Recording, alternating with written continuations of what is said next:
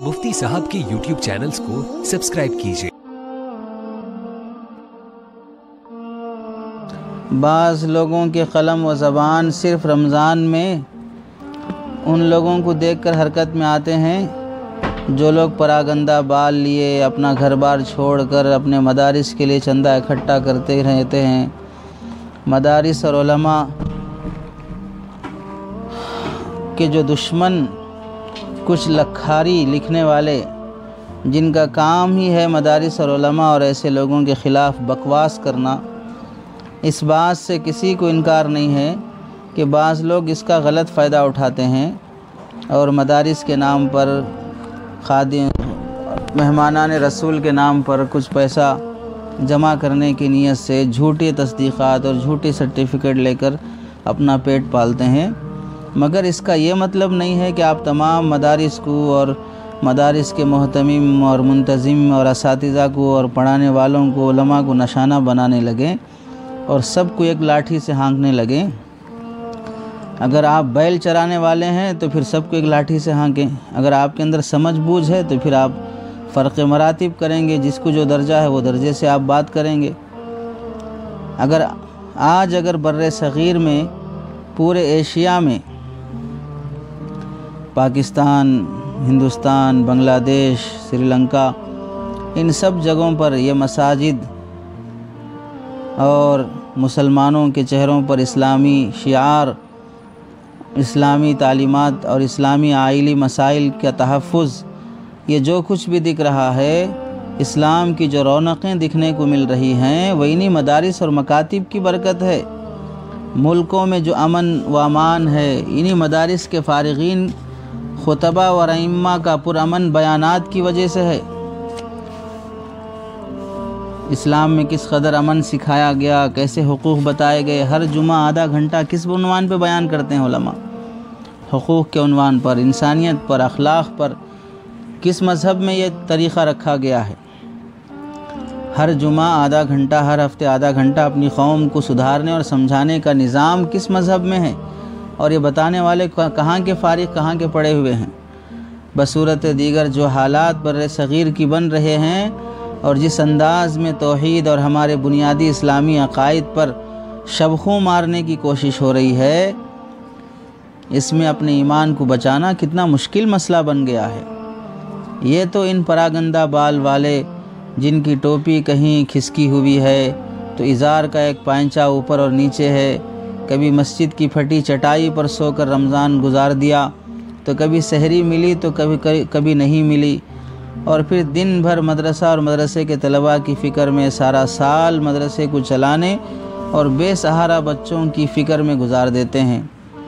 इफ्तार का भी कोई ठिकाना नहीं, न सहरी का।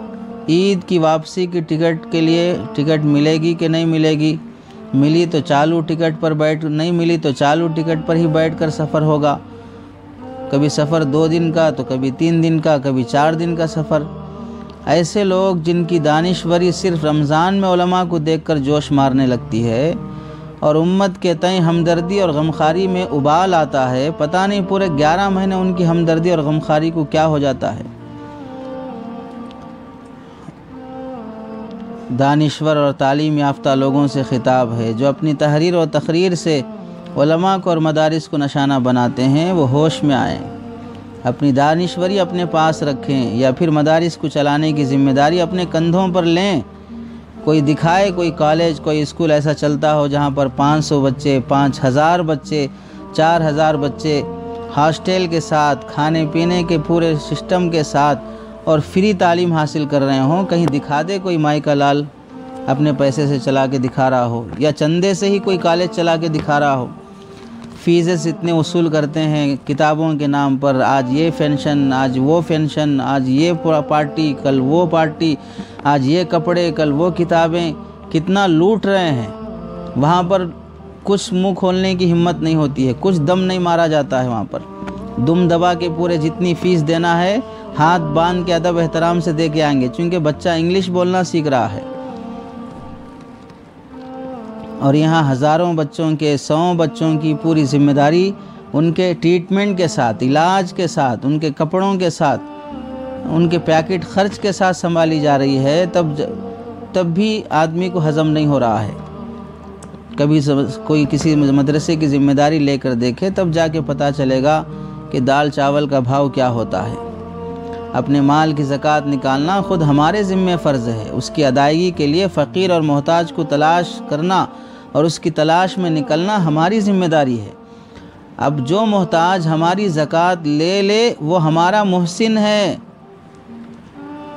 کہ اس کے لینے کی وجہ سے میری زکوٰۃ ادا ہو گئی، مگر ہمارا اپنے محسنوں کے ساتھ کیا رویہ ہوتا ہے؟ مفتی سلمان منصور پوری صاحب دامت برکاتہم لکھتے ہیں، رمضان کا زمانہ ہے، ایک مالدار اپنی فرم کے کیبن میں پورے امیرانہ غرور کے ساتھ بیٹھا ہے، گھنٹی بجتی ہے، چپراسی اندر آتا ہے اور خبر دیتا ہے، سر ایک مولوی صاحب آپ سے ملنا چاہتے ہیں۔ مالدار کی پیشانی پر تقدر اور نفرت کی سلوٹیں پڑ جاتی ہیں، کچھ سوچ کر اور کچھ بڑبڑا کر بہت ترش انداز میں کہتا ہے، بلا لو۔ مولوی صاحب ہاتھ میں بیگ لیے ہوئے کیبن میں پہنچتے ہیں، ابھی وہ اپنے حواس بجا نہیں کر پاتے، مالدار کی کرخت آواز بلند ہوتی ہے، آپ لوگوں کو کسی کے وقت کی قیمت کی کوئی احساس ہی نہیں ہے، جب چاہا منہ اٹھا کر چلے آئے، چندے کے علاوہ آپ لوگوں کا کوئی کام بھی نہیں ہے، مجھے اس وقت بات کرنے کی فرصت نہیں ہے، کسی اور وقت آئیے گا۔ مولوی صاحب انا للہ پڑھ کر واپس ہو جاتے ہیں، دوسرے وقت پر حاضر ہوتے ہیں مگر محرومی ہی رہتی ہے، حتیٰ کہ تیسری اور چوتھی مرتبہ زکوٰۃ کی معمولی رقم دے کر ان پر احسان کیا جاتا ہے۔ واقعہ یہ ہے کہ اگر یہ چندہ اپنی ذات کے لیے مانگا جاتا، اپنے بیوی بچوں کے لیے، اپنا گھر چلانے کے لیے مانگا جاتا، تو اس ذلت آمیز سلوک پر مولوی صاحب قیامت کی صبح تک بھی ان کے سامنے دوبارہ ہاتھ پھیلا کر اپنی ذلت اور رسوائی مول نہیں لیتے، لیکن آج ایک نہیں سینکڑوں علماء محض اللہ کے دین کی بقا اور رسول اللہ صلی اللہ علیہ وسلم کی علمی و روحانی امانت کی حفاظت کے لیے اپنی انا کو قربان کر چکے ہیں۔ ان کو عقل نہیں ہے، ان کو سمجھ نہیں ہے، یہ دوسرے دھندے، دوسرے کاروبار یا دوسرے بزنس میں لگ کر اپنا گزارا نہیں کر سکتے ہیں۔ ایک عالم کے کتنے بچے ہیں، وہ اپنے بچوں کو پڑھانے کے لیے ایک مدرسہ کھولنے کی ضرورت پڑتی ہے، وہ اپنے مدرسے میں اپنے کتنے بچوں کو پڑھا رہا ہے۔ ایک ضلع میں ایک مولانا مدرسہ قائم کیے، 200 لڑکیاں پڑھتی ہیں، 100 لڑکے پڑھتے ہیں، 300 بچوں کی ذمہ داری سنبھال رہے ہیں۔ وہ 300 بچے اس ضلع کے ہیں، عوام کے بچے ہیں، مولوی صاحب کے بچے تھوڑی ہیں۔ مولوی صاحب کو اپنے بچوں کو پڑھانے کے لیے 300 بچوں کا ادارہ کھولنے کی ضرورت پڑتی ہے۔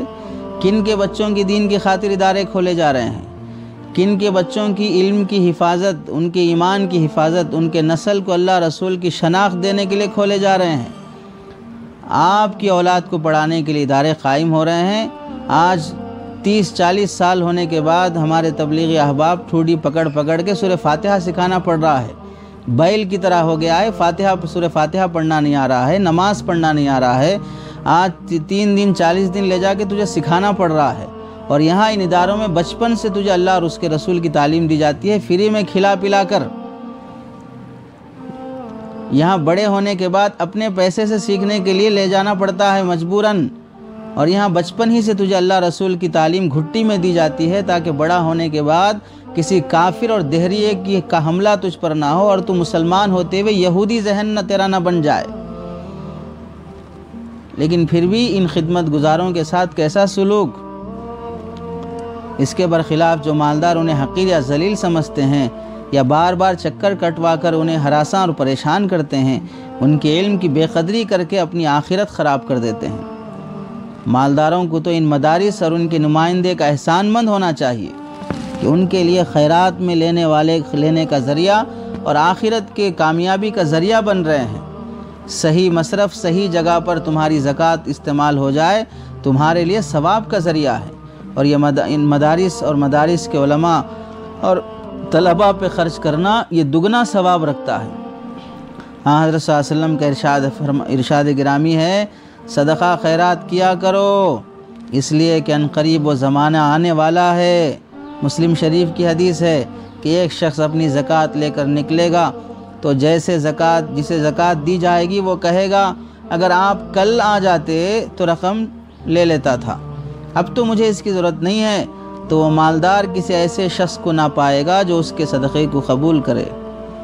کوئی نہیں ملے گا لینے والا، وہ دن آنے سے پہلے اپنی زکوٰۃ صحیح مصرف میں خرچ کرنے کی فکر ہونی چاہیے۔ آج تک کسی مسلمان نے اپنی عقل اور اپنی آنکھوں سے دیکھا کسی مدرسے میں شراب پی جاتی ہو، کسی مدرسے میں فلمیں دیکھی جاتی ہو، کسی مدرسے میں بدکاری ہوتی ہو، کسی مدرسے میں سود کھایا جاتا ہو، کسی مدرسے میں کوئی حرام کام ہوتا ہو، جہاں پر صبح سے شام تک قال اللہ قال رسول ہوتا ہو، بچے حفظ کرتے ہوں؟ جا کے کسی مدرسے کا کسی ادارے کا جائزہ لیں، وہاں پر کتنے بچے وہ ہیں جن کے ماں باپ نہیں ہیں تو ان کا کوئی ذریعہ معاش ایسا نہیں ہے کہ وہ بچوں کی کفالت لے سکیں، انہیں عالم حافظ بنا سکیں۔ کتنی فیس ہوتی ہے مدرسوں کی؟ ہم پڑھاتے ہیں، ہم چلاتے ہیں، ہمیں معلوم ہے 1000-1200 روپے ایک باپ اپنے بچے کی کھانے اور رہنے کی فیس نہیں دے سکتا ہے، 1000-1200 روپے، اور یہاں کی اسکول میں چھوڑا جائے تو 30,000 روپے سالانہ کے دینے کے لیے تیار ہے، UKG سے لے کر PG تک کے لیے بھی۔ ان اداروں کی ذمہ داری کس پر آتی ہے؟ قرآن کی حفاظت کون سا شعبہ کر رہا ہے؟ دین کے جتنے شعبے ہیں، دیندار بھی سن لیں، تبلیغ میں کون سے شعبے کی حفاظت؟ قرآن کی حفاظت ہو رہی ہے؟ قرآن کے معنی کی، قرآن کی تفسیر کی، قرآن کے مسائل کی، احادیث کی، کتنی حدیثیں یاد کرائی جاتی ہیں، کتنے مسائل حفظ کرائے جاتے ہیں، کون سی تفسیر پڑھائی جاتی ہے، کون سے خانقاہوں میں دین کی حفاظت ہوتی ہے؟ ہر شعبے کا مقصد الگ ہے، تبلیغ کا مقصد الگ ہے، خانقاہوں کا مقصد الگ ہے، مدارس کا مقصد الگ ہے، اور مدارس دین کے تمام شعبوں کے لیے ایسا جامع شعبہ ہے کہ ہر تجارت کرنے والا، نوکری کرنے والا، گھر میں رہنے والا، ہر مسلمان خواہ وہ دنیا کے جس شعبے اور جس ڈپارٹمنٹ میں ہو، اس شعبے کا دین اگر اسے معلوم ہونا ہے تو وہ مدارس سے ملے گا۔ حلال حرام کہاں بتایا جائے گا؟ جائز ناجائز فرض واجب کہاں بتایا جائے گا؟ یہ سب انہی اداروں میں محفوظ ہے۔ ان اداروں کی قدردانی، شرم حاصل ہونی چاہیے مسلمانوں کو۔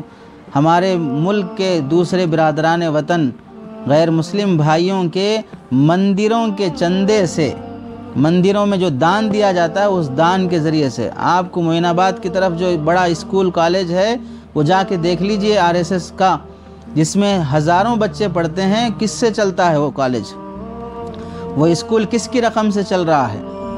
انہی کے دان سے اور انہی کے خیرات سے چل رہا ہے۔ کیسے بچے وہاں پر تربیت پاتے ہیں؟ ہزاروں بچے، ہزاروں کالج، ہزاروں دسیوں اسکول ایسے چل رہے ہوں گے، دسیوں تربیت اور کیمپ ایسے چل رہے ہوں گے جہاں پر اپنے مخصوص ذہن کے لوگوں کو تیار کیا جاتا ہے، اور یہاں جبکہ اس پر آخرت کا کوئی ثواب نہیں ہے، اور یہاں پر آخرت کا ثواب اللہ بتا رہے ہیں، اس پر خرچ کرنے پر دگنا ثواب دیا جاتا ہے، اور دین کی اور خادمین دین کی حفاظت ہوتی ہے۔ ایک بچہ حافظ ہماری طرف سے بن جائے، ایک عالم بن جائے، یا عالم جو دسیوں لوگوں کو عالم بنا رہا ہے، حافظ بنا رہا ہے، اس کی خدمت کی ہمیں سعادت مل جائے تو ہمارے لیے کتنی خوش نصیبی کی بات ہوگی۔ ہندوستان کے بادشاہوں میں سے محمود غزنوی بڑے عالم دین بادشاہ گزرے ہیں، اپنے زمانے کے بڑے بادشاہوں میں سے ممتاز بادشاہ محمود غزنوی رحمۃ اللہ علیہ کو 3 باتوں میں شک تھا، بہت پریشان تھے، 3 باتیں جاننا چاہتے تھے۔ تاریخ فرشتہ، ہندوستان کی تاریخ پر لکھی گئی ایک کتاب ہے، اس میں یہ واقعہ لکھا ہوا ہے۔ محمود غزنوی 3 باتیں جاننا چاہتے تھے۔ ایک بات یہ کہ اللہ کے نبی نے فرمایا کہ علماء انبیاء کے وارث ہیں، ان کے نبیوں کی پراپرٹی کی حقدار علماء ہوتے ہیں، اور نبیوں کی پراپرٹیز کیا ہیں؟ قرآن اور حدیث، دین کا علم نبیوں کی پراپرٹیز ہے، اس پراپرٹی کے حقدار عالم ہوتے ہیں، حافظ ہوتے ہیں۔ جب یہ بات انہوں نے حدیث میں پڑھی تو تعجب کرنے لگے کہ بادشاہ غربا کی، غریبوں کی خدمت کرتے ہیں، فوج بناتے ہیں، مسجدیں بناتے ہیں، علماء کو تنخواہیں دیتے ہیں، قاضیوں کا منصب قائم کرتے ہیں، یتیموں بیواؤں کی ذمہ داری سنبھالتے ہیں، یہ ساری خدمتیں کرتے ہیں، پھر بھی ہم نبی کے وارث نہیں بنے، علماء نبی کے وارث بن گئے، کیسا ایسا ہو سکتا ہے؟ ہماری خدمتیں زیادہ ہیں۔ کیا اللہ کے نبی نے واقعتاً ایسا فرمایا کہ علماء انبیاء کے وارث ہیں؟ مجھے جاننا ہے۔ اور دوسری بات یہ انہیں جاننی تھی کہ میرے والد کے بارے میں شک ہے لوگوں کو کہ میں اپنی باپ کی صحیح اولاد ہوں کہ نہیں ہوں، والد کا نام تھا ناصر الدین سبکتگین، ناصر الدین سبکتگین ان کے والد کا نام تھا۔ میں اپنے والد کی صحیح نسل سے ہوں یا نہیں ہوں یہ جاننا تھا، اور تیسرا مسئلہ جاننا تھا کہ اللہ میری موت کے بعد میری بخشش کرے گا کہ نہیں کرے گا، اللہ مجھے وہ خوشخبری سنا دے۔ ایک دن بازار میں نکلے وزیر کے ساتھ، بازار میں دیکھا رات کے وقت ایک طالب علم اپنا قرآن، اپنی کتاب، سبق یاد کرنے کے لیے اس کے پاس چراغ نہیں ہے، تو وہ ایک دکان کے پاس جو چولہا جل رہا تھا اس چولہے کی آگ کی روشنی میں کھڑے ہو کر وہ اپنا سبق یاد کر رہا ہے۔ بادشاہ کو رحم آیا، اس نے اپنے وزیر سے کہا میرا چراغ لے جا کے اس طالب علم کو ہدیہ کر دو۔ وہ وزیر طالب علم کو چراغ لا کے ہدیہ کیا اور شان سے کہنے لگا بادشاہ نے تمہیں چراغ ہدیے میں دیا ہے۔ طالب علم کو چراغ سے مطلب تھا کہ مجھے سبق یاد کرنے کے لیے کوئی روشنی کا انتظام ہو جائے۔ اس زمانے میں کرنٹ اور بجلی نہیں تھی، چراغ لیا، مسجد پہنچا، اپنے سبق یاد کرنے میں لگ گیا۔ بادشاہ واپس جب گھر پہنچا، خواب میں سرکار دو عالم صلی اللہ علیہ وسلم تشریف لائے اور 3 جملے فرمائے۔ وہ 3 جملے بادشاہ کے وہ 3 ڈاؤٹ حل کر دیے۔ کیا بادشاہ کو ڈاؤٹ تھا؟ کیا علماء انبیاء کے وارث ہیں؟ میں اپنی والد کی صحیح اولاد ہوں، میرے مرنے کے بعد اللہ میرے ساتھ کیا کریں گے؟ بخشش ہوگی نہیں ہوگی؟ اللہ کے نبی صلی اللہ علیہ وسلم نے 3 جملے فرمائے، ناصر الدین سبکتگین کے بیٹے تو نے میرے وارث کا اکرام کیا، اللہ نے تیری مغفرت فرما دی۔ ایک بادشاہ کو ایک چراغ دینا کون سی بڑی بات ہے؟ اس کی دولت میں سے ایک چراغ چلا جائے تو کیا اس کی دولت میں گھٹاؤ آ جائے گا؟ لیکن اس کا وہ تعاون ایک طالب علم کا اللہ کو پسند آیا، اللہ نے تینوں مسئلے حل فرما دیے۔ ناصر الدین سبکتگین کے بیٹے اللہ کے نبی نے فرما دیا تو اسی کا بیٹا ہے، اب نسب حلال ہے، واضح ہو گیا۔ دوسرا تو نے میرے وارث کا اکرام کیا، فرما دیا یہ علماء میرے وارث ہوتے ہیں، اللہ نے تیری مغفرت فرما دی۔ تو آج مدارس لوگ بہت سارے اس لاک ڈاؤن کی وجہ سے ماشاءاللہ غریبوں کا تعاون کرنا اور انہیں کھانا کھلانا، راشن پہنچانا، بہت سی چیزوں میں حصہ لے رہے ہیں دل کھول کے۔ بعض احباب تو وہ بھی ہیں جو اپنے گھر کا سونا بیچ کر ضروریات سامان میں کچھ برداشت کر کے دوسروں کے تعاون میں لگے ہیں۔ کافی خوشی اور انسانیت اور اخلاق کی بات ہے، اسلامی ایثار اور صحابہ کے جذبے کی نقل اور ان کی اتباع کی بات ہے۔ اس کے ساتھ ساتھ ہمیں اس پہلو کی طرف بھی توجہ کرنی چاہیے کہ مدارس سے ہماری کوتاہی نہ ہو، مدارس کا حق ادا کرنے میں، ان کی حفاظت میں، ان کے تعاون میں ہماری کسی بھی طرح کی جھول نہ ہو، عذر پیش نہ کیا جائے۔ ان حالات میں کہ ہم سارا پیسہ غریبوں کے تعاون میں لگا دیے، مجبوروں کی مدد میں لگا دیے، بھوکے اور پیاسوں کے خرچ میں لگا دیے، اور جو ہر سال کسی مدرسے کا تعاون کیا جاتا تھا ان کو اس بار جواب دے دیا گیا کہ نہیں اس بار آپ کو نہیں دیا جا سکتا، نہیں ہو سکتا، ہم فلاں جگہ خرچ کر دیے ہیں۔ ایک نیکی تمہیں دوسری نیکی سے محرومی کا سبب نہ بنے، نیکی تمہیں دوسری نیکی کی طرف لے جائے تو یہ تمہارے لیے پہلی نیکی کی قبولیت کی علامت ہوتی ہے۔ نیکیاں نیکیوں کی بہنیں ہوتی ہیں۔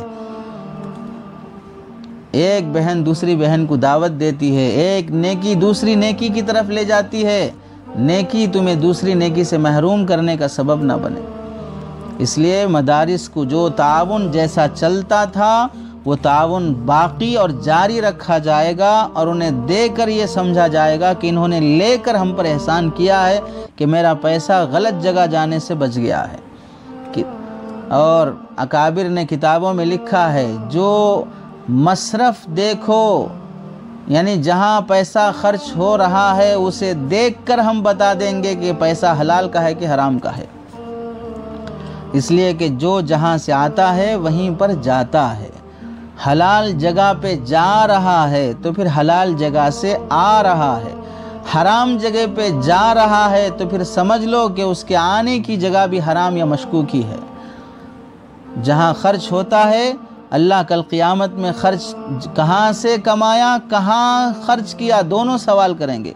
خرچ غلط جگہ پہ ہو رہا ہے تو سمجھ لو کہ اس کے آنے کی جگہ بھی غلط جگہ سے ہو رہی ہے۔ اس واسطے مدارس یا علماء یا خدام دین اور لوگ بعض کہتے ہیں کہ بھئی چندہ چندہ چندہ، چندے کو بدنام اور برا کہا جاتا ہے۔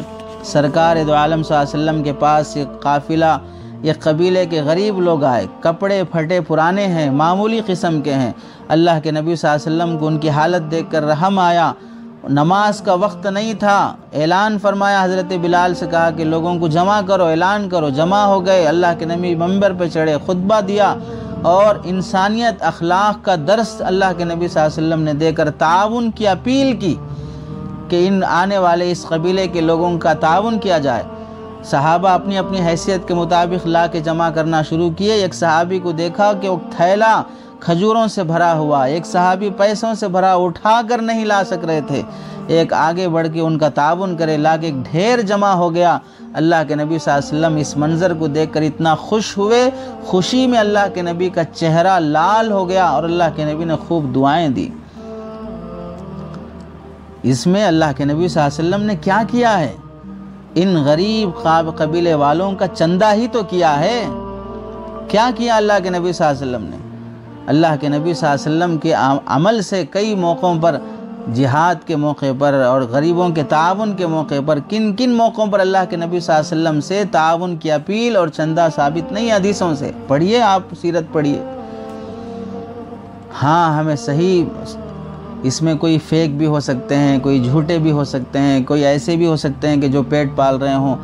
ہر شعبے میں لٹیرے ہیں، ہر شعبے میں لٹیرے ہیں، ڈاکٹروں میں نہیں ہیں، وکیلوں میں نہیں ہیں، سیاسی پالیٹکس میں نہیں ہے، کس میں نہیں ہے؟ کون سا شعبہ پاک ہے بتائیے؟ سارے شعبے گندے ہیں۔ گندے شعبوں میں سے اچھے آدمی کا انتخاب آپ کرتے ہیں۔ ایسے ہی جب اس میں بھی اس طرح کے لوگ آ گئے ہوں تو ان میں بھی آپ اچھے لوگوں کو تلاش کیجئے، ان تک پہنچیے کہ تاکہ ہمارا مصرف صحیح جگہ پہ جائے، ہمارا مال صحیح جگہ پہ خرچ ہو۔ اعتماد کے لیے دیکھیے، ان کی محنتیں دیکھیے، ان کے کارنامے سنیے، ان کی روز و شب دن رات کی ان کی محنتیں دیکھیے۔ کبھی جانا نصیب تو ہو کسی ادارے کو، کبھی جا کے دیکھیں کہ آدھا گھنٹہ نکال کے کیا کام ہو رہا ہے، کبھی کسی محتمم کے ساتھ بیٹھیں، آپ کے پاس مدرسے میں کیا کام ہو رہا ہے، کیسا نظام چل رہا ہے، کبھی ان سے سنیں وہ کیا بولنا چاہ رہے ہیں، ان پر کیا گزر رہی ہے، کتنے قرضوں میں وہ چل رہے ہیں۔ آج دیکھ لیجئے 1 مہینے کا لاک ڈاؤن ہوا، کتنا پریشان ہو رہے ہیں وہ لوگ بھی جن کے پاس کچھ نہ کچھ ہے۔ 1 مہینے کے لاک ڈاؤن میں یہ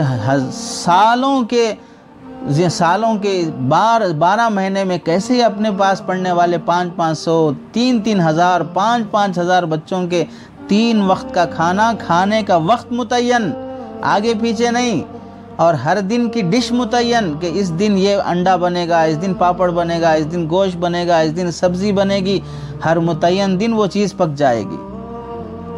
کیسے کھلا رہے ہیں، کیسے چلا رہے ہیں؟ کبھی بیٹھا، کبھی دیکھا، کبھی سنا ان کی خدمتیں کیا ہیں، ان کی محنتیں کیا ہیں، یہ بچوں کے لیے کیسے روزہ رکھتے ہیں، کیسے دعائیں کرتے ہیں۔ اپنے گھر کا فاقہ بھی ہے، یہاں بچوں کے لیے وقت پر کھانے کا نظم نہیں ہے تو محتمم روزے رکھ رہا ہے، دعائیں کر رہا ہے کہ بچوں کے لیے انتظام ہو جائے۔ کبھی ان کی زندگیاں ٹٹولیں۔ آدمی کی سوچ اچھی ہوگی تو پھر اچھا سوچے گا، نظر اچھی ہوگی تو اچھا دیکھے گا۔ اگر اس کی سوچ ہی خراب ہے تو پھر سامنے والے کا کیا قصور، اس کی نظر ہی خراب ہے تو اچھا نہیں دکھ رہا ہے تو پھر کیا کہنا۔ اس واسطے مدارس کا، خدام دین کا تعاون کرنا ہمارے لیے سعادت کی بات ہے۔ امام مالک رحمۃ اللہ علیہ کو حضرت فقی ابو اللیث رحمۃ اللہ علیہ سال بھر کے کپڑے سلا کے بھیج دیتے تھے۔ امام ابو حنیفہ رحمۃ اللہ علیہ اپنے بزنس کی زکوٰۃ اپنے پاس کام کرنے والے علماء اور طلباء پہ خرچ کرتے تھے۔ ہارون رشید اپنے زمانے کے بادشاہ ہر سال 200 علماء کو حج پر بھیجتے تھے۔ علماء کی خدمت کی، ان کے تعاون کو اپنے لیے سعادت سمجھنا، یہاں تک کہ ایک بزرگ کے بارے میں لکھا ہے، ایک بادشاہ کے بارے میں، اس کے کئی نیکیوں میں سے ایک نیکی یہ تھی کہ اس نے علماء کی خدمت کو اپنے ذمے لے لیا تھا تاکہ یہ ایک سوئی سے دین کی خدمت میں لگے رہیں۔ انتقال کے بعد جب اللہ کے سامنے حساب کتاب کا عمل پیش آیا تو انہوں نے دوسرے بزرگ کے خواب میں آ کر کہا کہ مجھے نجات ملی تو صرف اس واسطے کہ میری تہجد، میرے روزے، میرے صدقے، میرے نفل کچھ کام نہیں آئے، میں فلاں علماء کی خدمت میں روزانہ یا ماہانہ جو ان کا تعاون کرتا تھا وہ خلوص اور وہ ان کا تعاون ہی مجھے آج یہاں نجات کا ذریعہ بنا ہے۔ اس واسطے دینا ہو یہ سوچ کر تعاون کریں کہ ہمارے لیے سعادت ہے کہ میرا پیسہ کسی حافظ قرآن، کسی عالم دین، اللہ کے دین کی خدمت گزاروں میں لگ رہا ہے، یہ مجھ پر احسان کر رہے ہیں۔ اور اگر نہیں دینا ہے تو خاموش رہ جائے، زبان درازی نہ کرے، اپنے اعمال اکارت نہ کرے۔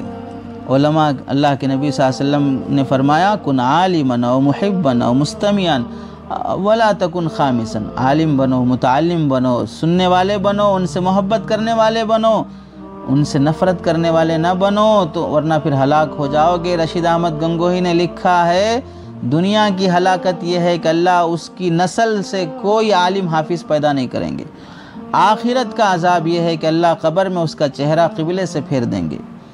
اس واسطے اپنے ذمے ہے، جیسے ماشاءاللہ بہت سے لوگ مدارس چلا رہے ہیں، مدارس کی ذمہ داری سنبھال رہے ہیں، ان کے پاس اہمیت ہے، ہر دین کے ہر شعبے کی اہمیت ہے، تبلیغ کی بھی اہمیت ہو، تزکیہ کی، تصوف کی بھی اہمیت ہو، مدارس کی بھی اہمیت ہو، ہر شعبے میں کام کرنے والے خادموں کی اہمیت ہو، ان کی قدردانی ہو، ہر شعبے کا خیر ہماری زندگی میں آئے، آدمی کو اس کا احساس ہو۔ اس لیے اللہ سے دعائیں کریں کہ اللہ حلال دے اور حلال جگہ پہ ہمارا مال لے لے اور قبول بھی کر لے۔ ملنا اسی کی طرف سے ہے، مال ملے گا اسی کی طرف سے، ثواب ملے گا اسی کی طرف سے، اس لیے کمانے میں بھی حلال طریقہ اور خرچ کرنے میں بھی حلال جگہ تلاش کر کے خرچ کیا جائے۔ بدنام کرنا اور ان کے خلاف میں کچھ بولنا، کچھ لکھنا، یہ سب چیزیں ہمارے لیے پکڑ کا سبب بن سکتی ہیں۔ پہلے سے بھی انگریز مدارس کے خلاف، علماء کے خلاف دہشت گردی کا لیبل لگا کر، علماء کا حلیہ ٹیررسٹوں کو پہنا کر، تاکہ مسلمانوں کے پیشواؤں اور مسلمانوں کے رہنماؤں کی بدنامی ہو، لوگوں میں ان کی وجہ سے نفرت پھیلے اور ان سے دوریاں ہو، کئی پلاننگ کر چکا ہے تاکہ دوریاں قائم ہو جائیں۔ اس واسطے آج بھی بعض بھوکنے والے بھوگ رہے ہیں الگ الگ جگہوں پہ بیٹھ کے کہ تم نے اپنی یہ پالیٹکس، یہ فلاں، یہ لیڈرشپ علماء کے ہاتھ میں کیوں دے کے رکھی ہے، تم ان کو کیوں بڑا مان کے چل رہے ہو، فلاں کر کے چل رہے ہو۔ جاؤ کسی بھنگی کو اپنا بڑا مان لو، اسے اپنا امام بنا لو، اسے اپنے جنازے پہ نماز پڑھانے کی وصیت لکھ کے مر جاؤ، یا کسی اور غلیظ قسم کے عقیدے رکھنے والے کو اپنا پیشوا بنا کے چلو۔ کون منع کر رہا ہے؟ کون تمہارا ہاتھ پکڑ رہا ہے؟ کون تمہارا گریبان پکڑ رہا ہے؟ سچ، جھوٹ، حق، باطل سب تمہارے سامنے واضح ہے۔ اتنے دیوانے، اتنے بھولے تو نہیں ہو کہ منہ میں انگلی رکھنے پر بھی کاٹو گے نہیں، تمہیں تو سب معلوم ہے، جس کے پیچھے چلنا ہے چلو اپنی مرضی سے۔ آخرت کو سامنے رکھ کر، اللہ اور اس کے رسول کی تعلیمات کو سامنے رکھ کر خدمت دین کو اپنے ذمے لے کر چلو، خادمین دین کو اپنے لیے محسن سمجھ کے چلو۔ کون سے جس دنیا کی ہزاروں لاکھوں مسجدوں میں جو امام ہے کہاں سے پڑھ کے آئے ہیں؟ کون سے کالج سے حافظ بن کے آئے ہیں؟ کون سی یونیورسٹی سے وہ عالم بن کے آئے ہیں؟ بتائیے۔ چھوٹی مسجد سے لے کر بڑی مسجد تک، کعبۃ اللہ تک، مدینہ کی مسجد نبوی تک جو بھی امام اور مؤذن ہے کہاں کا فارغ ہے؟ کسی کالج اور یونیورسٹی کا ہے؟ وہ انہی مدرسے کو ہیں، مدرسوں سے پڑھے ہوئے، مدرسوں سے فارغ علماء ہی تو ہیں، جہاں سے وہ کھا کے رہ کے علم حاصل کر کے آئے ہیں، جہاں پر نبی کی ہر حدیث، قرآن کی ہر آیت کا مطلب محفوظ ہے، ہزاروں لاکھوں تفسیریں، حدیث کی کتابیں لکھی جا رہی ہیں۔ کون لکھ رہا ہے؟ کون سی کالج کا پڑھا ہوا، کون سی یونیورسٹی کا پڑھا ہوا لکھ رہا ہے؟ اس واسطے ان کی خدمت بڑی خدمت ہے، اسی لیے اللہ کے نبی صلی اللہ علیہ وسلم نے بڑی فضیلتیں ان کے بارے میں فرمائی۔ سمندر کی مچھلیاں دعا کرتی ہیں، درخت اور آسمان کے پرندے ان کے حق میں دعا کرتے ہیں، فرشتے ان کے لیے دعا کرتے ہیں، فرشتے ان کے قدموں کے نیچے پر بچھا دیتے ہیں۔ اللہ ان کو سفارش کا حق دیتا ہے، خاندانوں کی سفارش کا انہیں حق ملتا ہے۔ اس واسطے علماء کی ناقدری نہ ہو اور مدارس کی توہین نہ ہو، مدارس کا تعاون اور ان کی خدمت ہمارے لیے بڑی سعادت کی بات ہے۔ مدارس کو زکوٰۃ دینا وقت کا اہم تقاضا ہے۔ موجودہ دور میں باطل کی یہ پلاننگ کہ مدارس کی دشمنی کسی سے ڈھکی چھپی نہیں ہے۔ شاید کسی دن انگریزی اخبار مدارس اور علماء کی مذمت اور ان کی انہیں دہشت گرد کے اڈے قرار دینے سے خالی نہیں ہوگا۔ ہر دن کوئی نہ کوئی افواہ علماء کے خلاف، مدارس کے خلاف اور ان اسلامی حلیے اور داڑھی کرتے پیجامے کے خلاف جب یہ افواہیں کامیاب نہ ہوتی ہیں تو مدارس کی روح ختم کرنے کے لیے مدارس کے نصاب پر کہ مدارس میں یہ کیوں نہیں پڑھایا جاتا، وہ کیوں نہیں پڑھایا جاتا، یہ کیوں نہیں تبدیلی لاتے، وہ تبدیلی کیوں نہیں لاتے، جب یہاں بھی شرمندگی کا سامنا ہوا تو مدارس کی امداد کا مسئلہ چھیڑا گیا کہ مدارس حکومت کا تعاون کیوں نہیں لیتے، حکومت سے پیسے کیوں نہیں لیتے۔ ظاہر ہے حکومت کا عمل دخل جب مدارس میں ہوگا تو کوئی مدرسہ پھر مدرسہ نہیں رہتا۔ ان حالات میں مسلمان اپنے دینی قلعوں سے دلی وابستگی کو اپنی دینی ذمہ داری سمجھنا اور اس کے مالی تعاون اپنے لیے آخرت کا ذریعہ جاننا یہ بہت ضروری ہے، ورنہ کیا انجام ہوگا ہم اندازہ نہیں کر سکتے۔ زکوٰۃ کا مال صحیح مصرف میں لگنے کے لیے صحیح معیاری مدرسے کی تلاش ہو، خود ہماری ذمہ داری ہے صحیح مدرسہ انتخاب کریں۔ نماز کے لیے پاک جگہ پہ کھڑے ہونا کس کی ذمہ داری ہے؟ نماز کے لیے وضو کرنا کس کی ذمہ داری ہے؟ نماز کے لیے قبلہ رو ہونا کس کی ذمہ داری ہے؟ خود نمازی کی ذمہ داری ہے۔ ایسے ہی زکوٰۃ کے لیے زکوٰۃ دینے والے کی ذمہ داری ہے کہ میں صحیح جگہ پہ خرچ کروں، تلاش کرو صحیح مدرسے، صحیح علماء۔ اسی طرح اس فریضہ زکوٰۃ کے لیے صحیح اور معیاری مدرسہ تلاش کرنا زکوٰۃ دینے والے کی ذمہ داری ہے۔ ہر مدرسے میں امانت نہیں ہے اور نہ ہی ہر مدرسہ خیانت کرتا ہے۔ یہ کیسی سادہ لوحی ہے کہ ہر آنے والے پر اعتماد کر لیا جائے، اور یہ کیسی ناقدری ہے کہ معیاری منظم بافیض مدارس کا تعاون بھی نہ کیا جائے۔ مدرسہ جائیں، مدرسے کا نظام دیکھیں، حالات دریافت کریں، اپنائیت کا اظہار کرتے ہوئے مدرسے کا تعلیمی معیار معلوم کریں، مدرسے کے ضروریات اسے اپنائیت سے پوچھ کر تعاون میں حصہ لیں۔ مدرسے سے صرف چندہ دینے کا تعلق نہ ہو بلکہ مدارس کو قومی ادارہ سمجھیں، کسی مستند عالم ربانی سے مشورہ کر کے اپنی زکوٰۃ و صدقات ادا کرنے کے لیے صحیح مصرف معلوم کریں۔ اگر ہماری نیت درست ہے، ہمارا مال پاک ہے اور پروردگار عالم صلی اللہ علیہ وسلم کا نظام ہے، ایسے مال کو جو صحیح طریقے سے کمایا گیا اور صحیح نیت سے صحیح جگہ پہ خرچ کرنے کی فکر ہو، اللہ اسے صحیح جگہ تک پہنچا دیتے ہیں۔ اگرچہ کہ زکوٰۃ غلط جگہ پہ پہنچ جائے تو بھی اللہ تعالیٰ اس غلط کار کو جو غلط جگہ پر پہنچ گئی ہے اس صحیح جگہ پر پہنچانے کی نیت سے دینے والے کو اس کا ثواب اور اس کی زکوٰۃ کا اثر اللہ تعالیٰ اپنے فضل سے دکھا دیتے ہیں۔ آپ نے سنا ہوگا حضرت ابو ہریرہ رضی اللہ تعالیٰ عنہ سے روایت ہے کہ بنی اسرائیل کے ایک آدمی نے اپنے دل میں کہا کہ آج رات میں چپکے سے کسی کو صدقہ کروں گا، یعنی زکوٰۃ دوں گا۔ چنانچہ رات کو چپکے سے ایک آدمی کے ہاتھ میں مال دے کر چلا آ گیا۔ صبح کو لوگوں میں چرچا ہوا کہ رات کو ایک آدمی چور کو صدقہ دے دیا، چور کے ہاتھ میں مال چلا گیا۔ اس صدقہ کرنے والے نے کہا یا اللہ، چور پر صدقہ کرنے میں بھی تیری ہی تعریف ہے، یعنی اس سے بھی زیادہ بدحال کو دیا جاتا تو میں کیا کر سکتا تھا۔ پھر دوبارہ اس نے ٹھانی کہ آج رات کو میں صدقہ پھر کروں گا، پہلا تو ضائع ہو گیا۔ چنانچہ پھر دوسری رات صدقے کا مال لے کر نکلا، ایک عورت کو دے کے آیا، یہ خیال ہوگا کہ یہ چوری کیا کرے گی۔ صبح کو چرچا ہوا کہ رات کو فلاں شخص کوئی بدکار اور جسم فروش عورت کے ہاتھ، جو دھندا کرنے والی عورت کے ہاتھ صدقہ کر دیا۔ اس نے کہا یا اللہ، تیری ہی تعریف ہے، پتہ نہیں کہ اس سے بھی کم درجے کی اور بے حیثیت کے پاس میرا مال چلے جاتا تو کیا ہوتا۔ پھر تیسری مرتبہ ارادہ کیا آج رات ضرور صدقہ کروں گا۔ چنانچہ رات کو پھر صدقہ لے کے نکلا، ایک شخص کو دے کے آیا، پتہ چلا وہ مالدار تھا۔ اب دیکھیے، نہ چور مستحق ہے، نہ بدکار عورت مستحق ہے، نہ مالدار مستحق ہے۔ صبح چرچا ہوا، رات ایک مالدار کو صدقہ دے دیا گیا۔ اب صدقہ دینے والے نے کہا یا اللہ، اب تیری ہی تعریف ہے، چور پر بھی، اس بدکار عورت پر بھی اور اس مالدار پر بھی، اب میں کیا کر سکتا ہوں۔ رات کو اس نے خواب دیکھا کہ اللہ جل شانہ نے اسے فرشتے کے ذریعے سے یا کسی طریقے سے بتایا کہ تیرے تینوں صدقے قبول کر لیے گئے۔ کیسے؟ وہ عورت فاحشہ تھی، لیکن محض ناداری کی وجہ سے اس نے غربت اور فاقے کی وجہ سے یہ کام اختیار کر رکھا تھا۔ جب تو نے اسے مال دیا تو اس کے دل میں اللہ نے بات ڈالی، جب لوگ رات کے اندھیرے میں میری عزت کا خیال رکھتے ہوئے مجھ تک مال پہنچا رہے ہیں تو پھر میں اپنی عزت کیوں لٹاؤں؟ اس نے اپنی بدکاری سے توبہ کر لی۔ یہ تیرے صدقے کا اثر ہے۔ چور کو جب یہ معلوم ہوا کہ میں تنگ دستی کی وجہ سے، غربت فاقے کی وجہ سے چوری کرتا ہوں اور رات کے اندھیرے میں لوگ مجھ تک مال عزت سے پہنچا رہے ہیں تو میں چوری کیوں کروں؟ اس نے چوری سے توبہ کر لی۔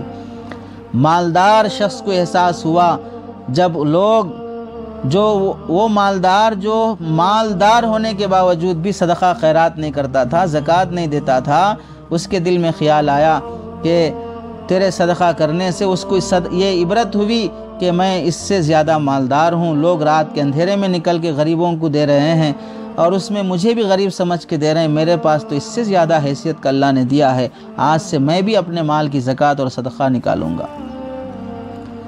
بظاہر غلط جگہ پہ گیا لیکن اللہ نے اس صدقے کو کیسے قبول کیا ہے؟